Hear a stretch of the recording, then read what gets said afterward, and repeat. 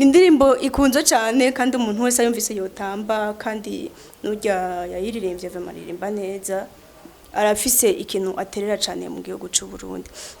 Ndiko ndashaka kuvuga cyane ku muco guhagara ku muco nk'iyo ndirimbo naringeze kugenda ahantu kure hariya igiharo ngiye gukorera n'ahantu kure cyane sinzi ko mumaze kuhashika akana gatoya twona tubiri dufise nk'imyaka nk'itanu keko bararirimba ngo ibisusu byatsinze amatora ndabavuga mwaba ngo hano ivyo bintu muri ko iyo ndimbo ni yande yakiriko Kiriku na Double J. Ndavuga ati ego nivyo kwera iki abantu ibintu baririmba umenga vyogiriye akamaro generation iza menga sivyo biriko umuntu aririmbye ikintu menga nta impact kinini gifise ku buzima bw'umuntu kumva ko umwana akiri muto usanga ari karatamba ngo ibisusu byaratsinze amatora deja na bon si message nziza yanditse muri 2005 hari igihe abategetsi bariko bashira imbere ko abana bose boja kwiga atamukobwa cyangwa umuhungu ashobora gusigara muhira ngo ntiyige kazoza keza bakerekana neza ko kari mu ishuri. Ico gihe nanje naciye mvuga ntereka nterere ko ndi umu artiste cengira ururirimbo rushobora guterera leta muri ico ciyumviro ruterere n'abene igihugu. D'ailleurs no hanze hose bumva ikirundi cyangwa ikinyarwanda baragumva kandi bararukunda. Iyo ndirimbo kazoza keza ntikari mwibarabara natanguye kuyumva nkiri mutoya cyane sinari nzi ko ari we wayiririmbye ndetse kuko abantu ntibakunda umuziki cyane niho jewe rero naciye niyumvira icyumviro cyo kuzana karaoke mu Burundi nije ndi mu ba mbere b'introduije karaoke ngaho.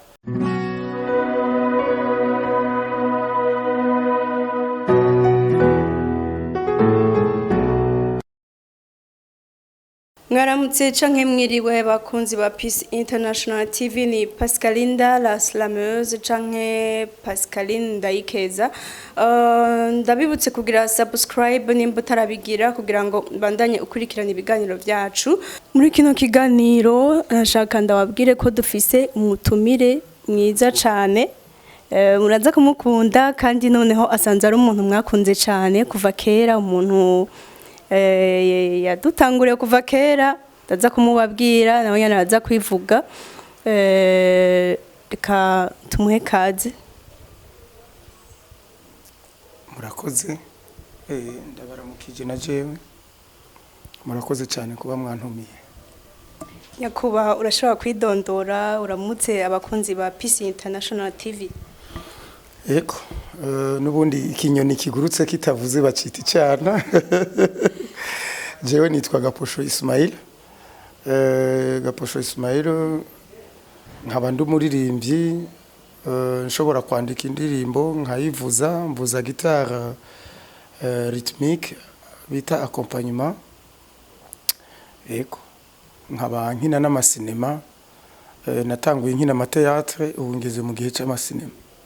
Egome hama rero nkaba nkorera mu Burundi ariho nkorera cyane amateatre à l'intérieur du pays mu misozi canke mu province hama cinema nazo barazibona ku ma YouTube. Egome mwavyumvise ko akina amateatre agakina n'amasinema ku muntu yarasanzwe atazi itandukaniro riri hagati ya théâtre na cinéma ube uri hafi kugira ngo iki kiganiro geheze kugira ngo uze gutahura ivyo bintu je nanje ntavyonzi tugira tubimenye. Gaposho mwavuze ko musanze muririmba mukaba musanze murakina n'amafilme reka tuze tubicemwo kubiri tubanze duhere ku ndirimbo cyane kuko hari indirimbo benshi bakuziko yatanguye kuvuga kuva kera. Iyo ndirimbo yo bari yayo indirimbo yatanguye kuvuga kera abantu bazi mu Burundi yitwa Kazoza keza ntikari mwibarabara. Okay, Kazoza keza ntikari mwibarabara. Kazoza keza ntikari mu kuyerera. Kazoza keza kari muri yo kaye nyene musore nkumi nkundira ndagukebure. Wow. Yanditse muri 2005 hari igihe abategetsi bariko bashira imbere ko abana bose boja kwiga atamukobwa cyangwa umuhungu ashobora gusigara muhira ngo ntiyige kazoza keza bakerekana neza ko kari mu ishuri.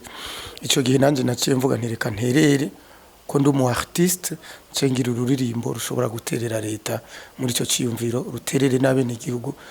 D'ailleurs no hanze hose bumva ikirundi canke ikinyarwanda baragumva kandi bararukunda. Iyo ndirimbo kazoza keza ntikari mwibarabara natanguye kuyumva nkiri mutoya cyane sinari nzi ko ari wowe wayiririmbye nararyohewe cyane duhuye entreta sinababwiye aho twahuriye mwarabonye slam yanje ishasha kwidegembya nyakuri harimo umwami yaraberewe cyane nararyohewe cyane ko naramfashije nshaka kubabaza mwebwe impact mwari mufise kuri iyo ndirimbo yoba mwarashitse aho mwifuza gushika. Egome kuko nururirimbo rwamenyekanye gose ku buryo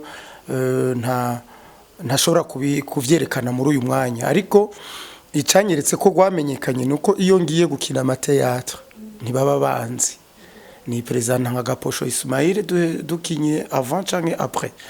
Iyo rero mvuze ko ari jewe naririmbye kazoza keza ntikari mwibara bose ni wawo ntitwari tukuzi mbere hari n'ishuri nageze ko ngaha mwijenda muri lycée y'abakobwa bigeze kurufata comme programme ngo barukoreshe mu gukaburira ugwaruka kuja ku ishuri muri commune Jenda. Hama bararondera nyene ubwo baramubura. Ico gihe nararase kuko narahageze ngiye kubakinira théâtre twari twateguye, hama njanye nishiramwe gitwa Tubiyage. Hama mpejeje kwi presenter baravuga ati iyo tukumenye ico gihe hari akanvelope ko muntu nyeneyo ntitwakumenye. Hama rero mu nyuma après 2005 urumva ko aba journaliste barafashije cyane kugira ngo ico kintu kive mu nzira abantu bamenyekane. Chanson de la semaine nk'abana bagira basubire ku ishuri rugaca ruba chanson de la semaine ijya semaine ya nyuma yo gusubira ku ishuri bye bye les vacances rwaca abari go ruvuga toute la semaine ndetse kuko abantu ntibakunda umuziki cyane niho jewe rero nace niyumvira iciyumvira cyo kuzana karaoke mu Burundi nije ndi mu ba mbere b'introduire karaoke ngaho ntiturashika muri filme na cinema bona Gaposho nashaka ndakwibarize akajambo kamwe kumwe mwabona yuko mwashikije kure umuziki kandi mwakoze ururirimbo ruhamagarira abana kwijukira ishuri mu misi heze narashize ifoto canka ka video kanje kuri statut nivuga ati uyu numwe naho uyu n'umustar hamwe yaririmba kazoza keza ntikari mwibarabara hari umwana yagize commentaire arambwira ati ngura mu mpamagarira ngo azico ndamwibariza ca ndambwira ati mbwira nzomubwira uko iki yavuze ngo kazoza keza ntikari mwibarabara ngo none nkuvuga yuko gukorera abantu dufise bize batararonka akazi kandi twarahejeje amashure ugasanga umuntu nakazoza afise kandi yarize urumva nk'uwo mwana mwohura ico kibazo kikubajije bucumwe shora gute.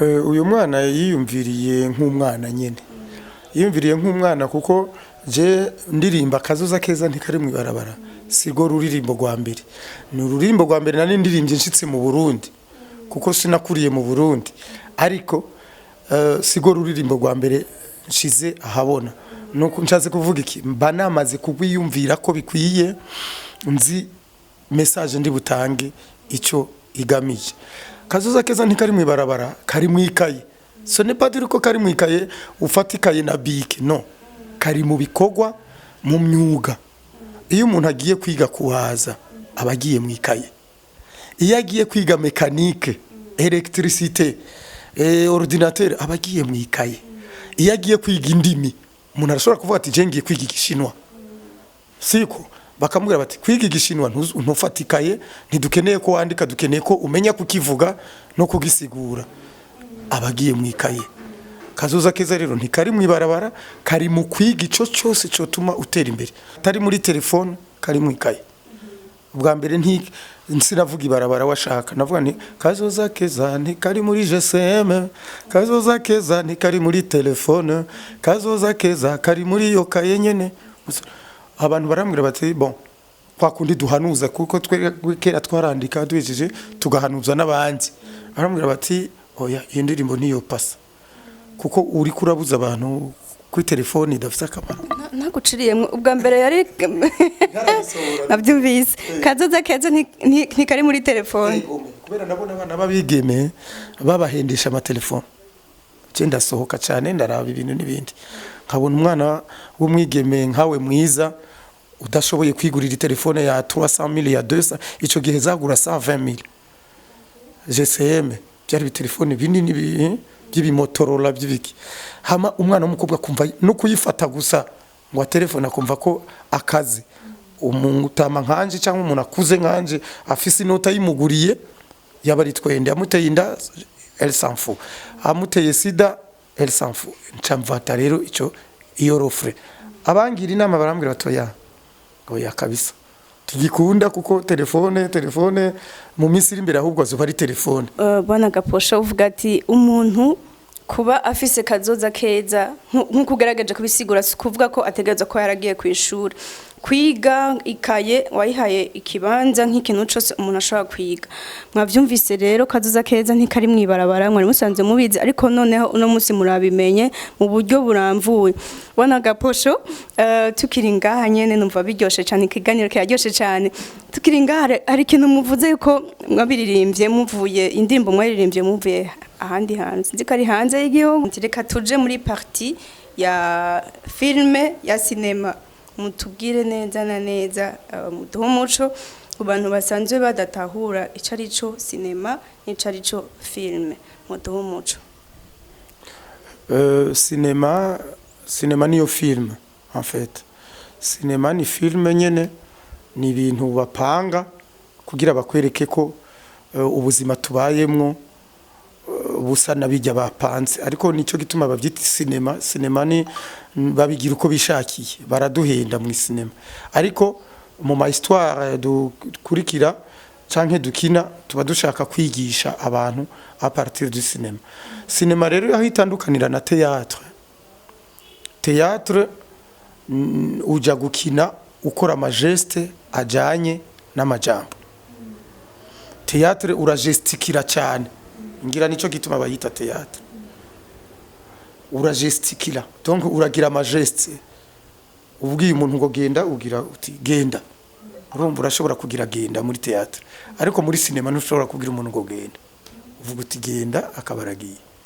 Donc muri cinema ukina uri wewe nyene uri yareze nta muri cinema cyangwa muri théâtre byose ndabikora ndi muri théâtre kandi ndavyigisha ndashobora kwigisha abantu gukina théâtre barandungika bakanyizera nkaduga aho bandungitse ari Ngozi cyangwa Igitega cyangwa ari hose cyangwa Ibujumbura tugigisha abajene gukina théâtre.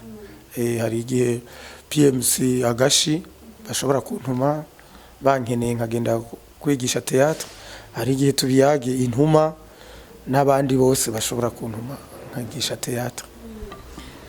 Umva ko akora ibintu bidasanzwe objectif yiwe niyo kwigisha n'abandi kubimenya wewe nyene aho nibaza ko ushobora kubutandukaniye n'abandi bantu bashaka kuba barondera hit bakarondera hit no kugira ngo umenyekane cyane wewe umugambi wari ufise n'uwo gufasha abandi tukiri ngaho nyene mu fise ibibazo byishimbaza cyane. Bwana Gaposho imbere yuko ndakubaza inyungu ukura muri kimwe haba kuririmba haba kugira amafilme amakarawoke sinzi koba ukiyabandanya ico byakunguye nka wewe tureke ivyo byunguye igihugu coco carungutse kandi kinabandanya cunguka ni ubona vyarashoboye kuguteza imbere uwo mugabo haraho wagukuye uragushikana bibandanya bikuduza ko byari kuba vyiza umuntu abandanya aduga ku rundi rugezo ubona uravye ikahise wahereye naho ugeze ubu ubona ubudasa buri he? Kwa ico kibazo ni ciza cyane ndagushimiye. Ubudasa kwanza buri mu ba journaliste. Kera aba journaliste ntibitaho ibintu by'iwacu ariko aba journaliste burya nabo nyene baratembera baje mu makaraoke bakabona ingene abantu baryohewe no kumva indirimbo z'iwacu nzoca ku gasozi kakure bakabona ingene mu muziki ariko arayiririmba muri karaoke n'ingene abenegihugu baca bamwakira baca bavuga bati tiens kubera iki tuvuze izahandi nabo batangura kuza barazivuza mu maradiyo batangura kuza baregera aba artiste bakagira ubumwe kuko nta mwa artiste ashobora gutera imbere atari kumwe n'umujournaliste yaba uwo ku radio canke uwo kwimbonesha kuri aba journaliste n'abantu bafise akamaro ubu rero bahagurutse n'aba artiste bazotera imbere cyane ico ni kimwe ikindi cya kabiri amakaraoke yaruguruye hose je nuguruye henshi abandi baca bafatiraho nuguriye kuri pirogue nko kuvuga na hamaze imyaka indwi icya gatatu leta yaravyungukiyemo nyene none nubona ko leta yaravyungukiyemo mbere ubu mu minsi iri imbere tuzosaba leta ko vyaguka ubu twagiye mu byo twita syndicat y'aba musiciens imwe nije ndayitwara syndicat des artistes et musiciens kuko bo hariko association irukwayo ni yaba hariya amicale des musiciens yo tuyirimwo nyene bwana Gaposho mbandanye ndanakubaza nk'ubu usanzwe uri umuntu yateje imbere cyane umuco w'ikirundi kandi iragera ku rundi rugero biraba moderne si moderne voilà ko twebwe mu Burundi umugambi dufise nuwo ko tuguma mu muco mugabo nasanze n'ibintu bibaye buryo buri moderne voilà biba vyiza gusumba ndafise ikibazo kuri janye n'ico nyene nk'umuntu afise orchestre avuga ati ndashaka abantu dukorana basanzwe bateza imbere igihugu c'u Burundi bakimenyekanisha mu makungu mugabo biciye mu muco urumva hari ikintu mwakorana egome twokorana kuko jewe ndashoboye kumariya umuco na moderne ndabizi cyane gusa nuko uburyo n'abantu bashigikira nagumye mu makaraoke ndakora cyane ndaguma muri music ndakora cyane muri cinema ndakora cyane ariko mu Burundi ntibazi kuromarika umukozi ngo bamukoreshe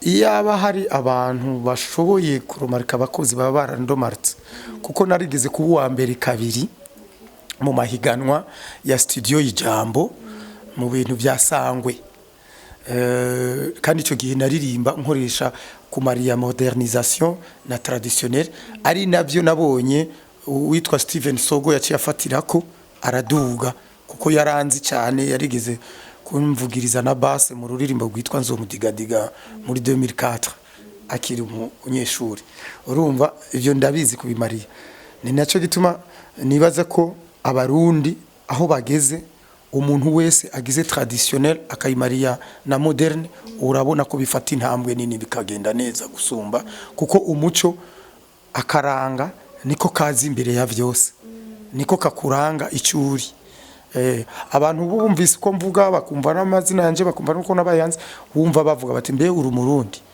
cende umurundi mvuka Igitega ahantu bita mu Masenga data yitwa Barusasiyeko François mama avuka mu Kirundi Busoni yitwa Ngendakumana Monique muri Pays des Grands Lacs barakunda kwitirana amazina mu Rwanda muri Congo ugasanga umuntu arashobora kwitwa Havyarimana mu Burundi no mu Rwanda Havyarimana muri Congo ariko Barusasiyeko ni izina special cy'abarundi ego munsi ukora umuntu udasanzwe cyane umuntu amaze gukora ibintu bidasanzwe byateje imbere igihugu kandi nawe nyene bikamuteza imbere rero mwumvise kandi ko kazoza keza katahavuye kabako mwibarabara nyene yarakoze arashika ku bintu bidasanzwe ikibazo kindi nashaka kuba nsiganye nk'ibibazo nka bitatu kugira turangize iki kiganiro ikibazo kimwe nyene tukiri mu muziki tugerageje kuraba umuziki wa kera wari uryoshe go biragaragara ko n'ubu uraryoshe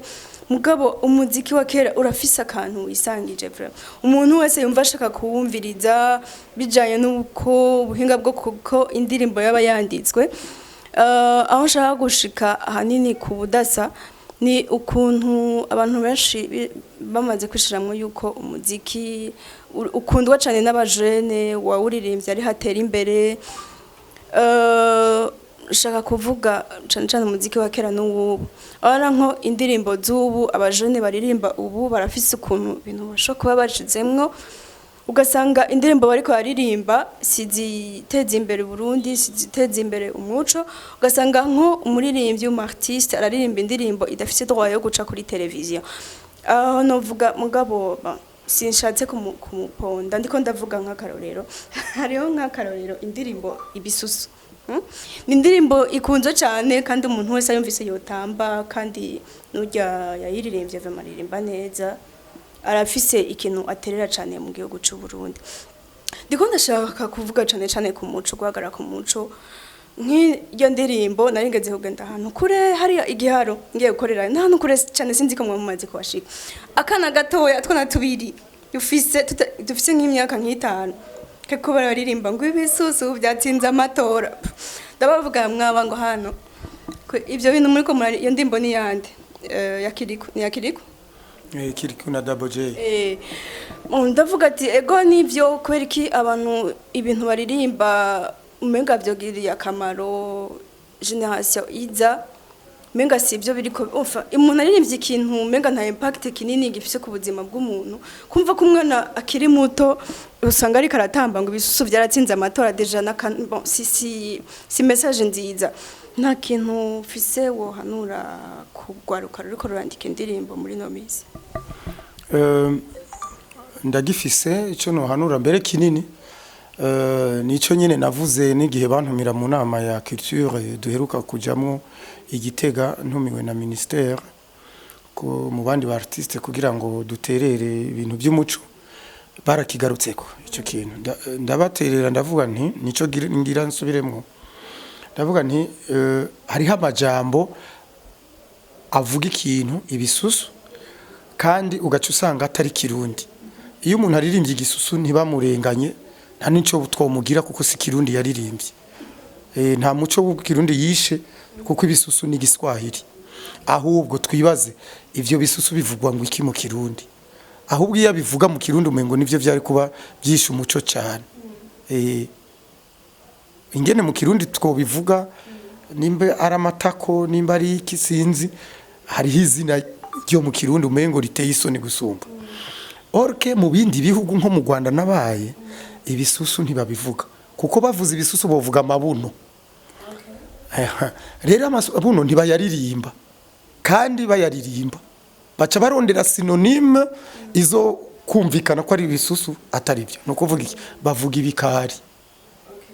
Nka wewe ufise ibisusu binini baca bavuga ngo ujya mudada afise ibikari. Nyakubahwa mu Kirundi mbandanije gato, mu Kirundi nta majambo boza baraturonderera. Iyo misore n'inkumi boririmbisha canke ayo misore n'inkumi nizirabaza bakonturune kugenda direct, bace bavuga bati nkaho nkiyo bavuga bati mu kigo ibi hari abakobwa bafise mu kigo vraiment hameze neza haratsinze amatora. Urumva kikumvikana ko mu kigo ni derrière toi. Urumva ibintu nk'ibyo. Urumva rero sibo babashaka kujana n'ibihe, kandi ibihe biriko birihuta cyane kuko bavuga bati ni numérique, ni 3e génération, ejo bundi hazoza 4e génération. Faire attention. Bwana Gaposho, dutse nk'abarangiza ikibazo ngira mbaze kijanye na filme.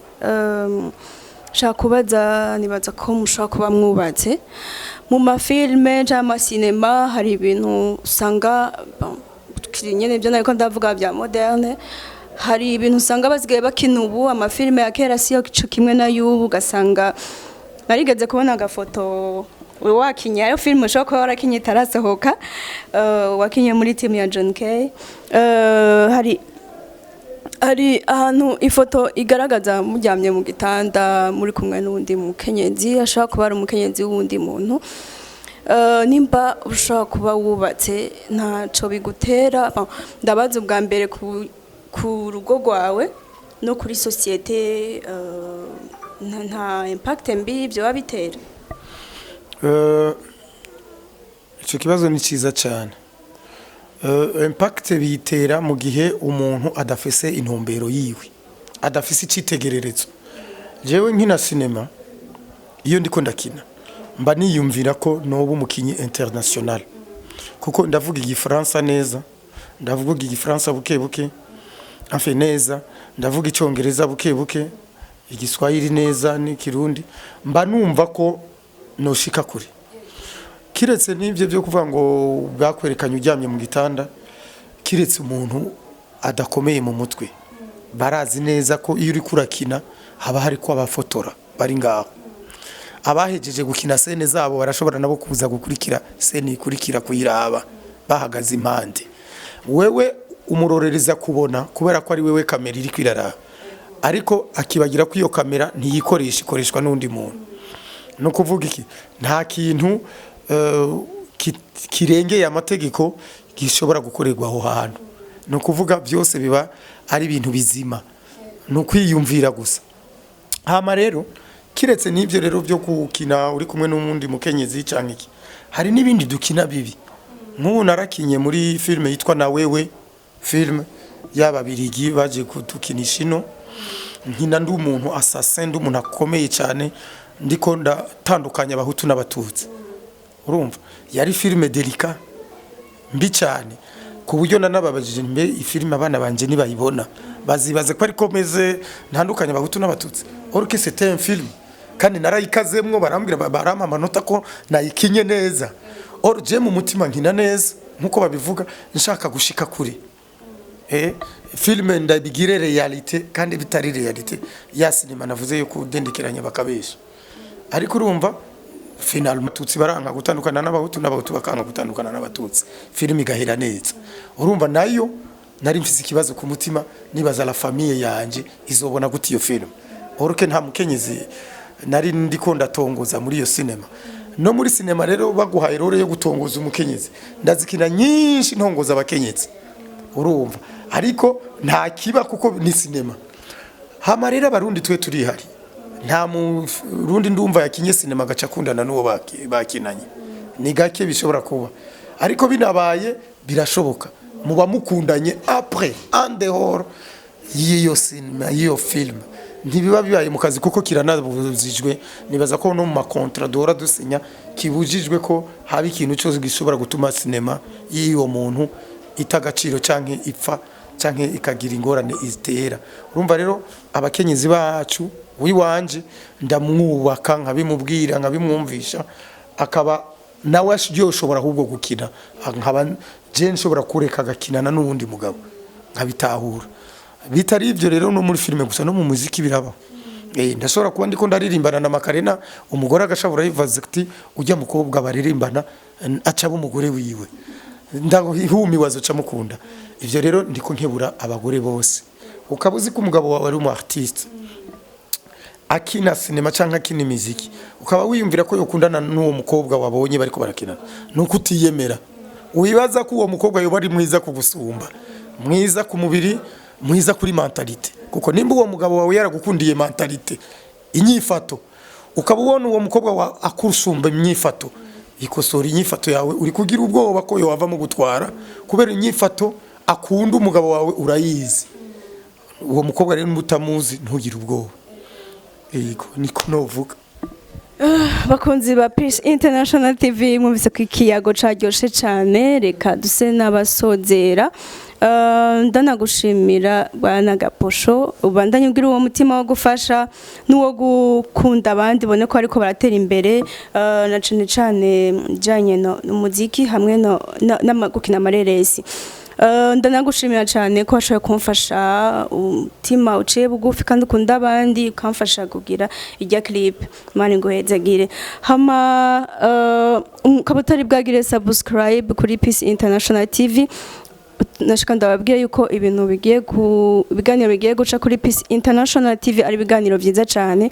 Ndaguhamagara kugira ngo ufyonde kuri kajya akantu kameze gutya nakajya gakengeri, komsa uzoza urabona ibiganiro byacu.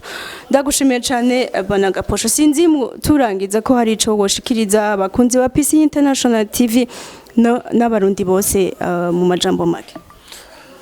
Abarundi ndabashimiye ku ntambwe tugeze ko yo kuraba ibiganiro biba biri ku buhinga ngurukana bumenyi, kuko mubigira ku neza yacu. Nanje rero no basaba kuza baragira subscribe, bagasheya kuko nk'ibintu byinshi je mpora mbona n'ivy'abandi bampartage baba bagize neza kuko uca usanga ntari nashoboye kuja kubiraba bagaca babindungikira nanje nkabiraba hama rero ubwo buryo nibwo buzotuma natwebwe igihugu cacu kimenyekana ibiganiro bibera mu gihugu cacu bimenyekana bazoba bagize neza ndabashimiye namwe iyi radio televiziyo yanyu yashoboye kumpa akanya kugira ngo nanje ngira ico mvuze abatari bamperutse kunyumva banyumve kandi ndabashimiye gose. Murakoze cyane rero ni mwamukenera canke natwa nitwa mukenera numvise ko afise ibintu byinshi byo gupartager igihugu gupartager abene gihugu tuzosubira tumuhamagare kandi ndavyizeye ko azokwitaba. Mbandenda nabashimira mugire amahoro mugire amagara meza mu miryango yanyu kandi mubandaye mutera imbere mwumvise ko kazoza katari mwibarabara kari muri iyo kaye ntibisigura yuko uri mwibarabara utari kurakora nimba uri mwibarabara ukabona iryo barabara riko riraguteza imbere ubandanye uhezagirwa murakoze.